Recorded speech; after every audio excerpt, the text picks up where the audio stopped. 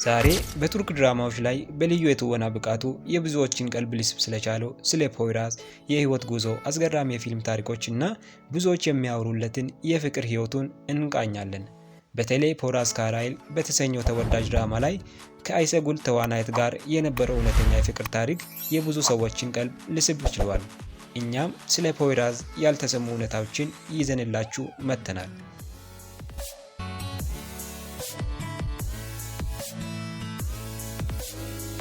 ፖይራዝ ትክክለኛ ስሙ ኤልከር ይባላል። የተወለደው በ1984 በኢስታንቡል ቱርክ ሲሆን እናቱ ከፊል ጀርመናዊ ስትሆን አባቱ ደግሞ የቱርክ ዜግነት ያላቸው የኩርጂ ተወላጅ ናቸው።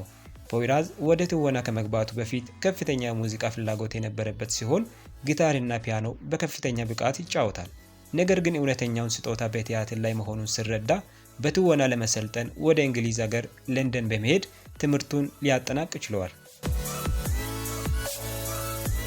ወደ ቱርክ ከተመለሰ በኋላ በተለያዩ ተከታታይ ድራማዎች ላይ መሳተፍ ችሏል።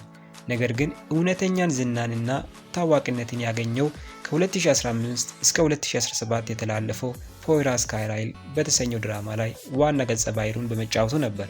በዚህ ድራማ ላይ ባሳየው ድንቅ ብቃት በቱርክ ትልቅ ግምት የሚሰጠውን ጎልደን አዋርድ ምርጥ ተዋናይ በመሆን አሸንፏል። ከዚህ በተጨማሪ የስፔን ድራማ ላይ በመሳተፉ ስሙን በዓለም አቀፍ ደረጃ ሊያስጠራ ችሏል። ፖይራዝ ካራይል በተሰኘው ድራማ ላይ ከአይሰጉል ጋር አብረው እውነተኛ የፍቅር ህይወት የጀመሩ ሲሆን በወቅቱ በቱርክ ሚዲያዎች ዘንድ በጣም ተስማሚ ጥንዶች ተብለው ይወደሱ ነበር። ይሁን እንጂ ለ3 ዓመታት ያህል አብረው ከቆዩ በኋላ ባልታወቀ ምክንያት ሊለያዩ ችለዋል።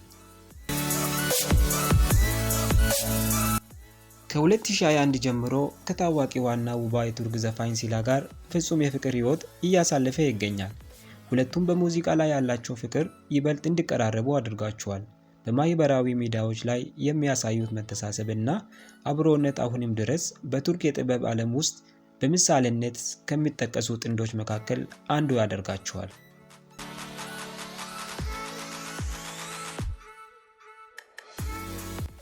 የፖይራዝ አስገራሚ የህይወትና የፍቅር ጉዞ ይህንን ይመስል ነበር። እናንተስ ከተዋናዩ ስራዎች መካከል የትኛውን ድራማ ትወዳላችሁ?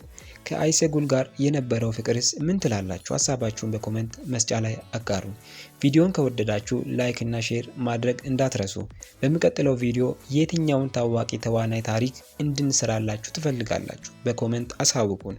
ቻናላችንን ሰብስክራይብ ስላደረጋችሁ ከልብ እናመሰግናለን።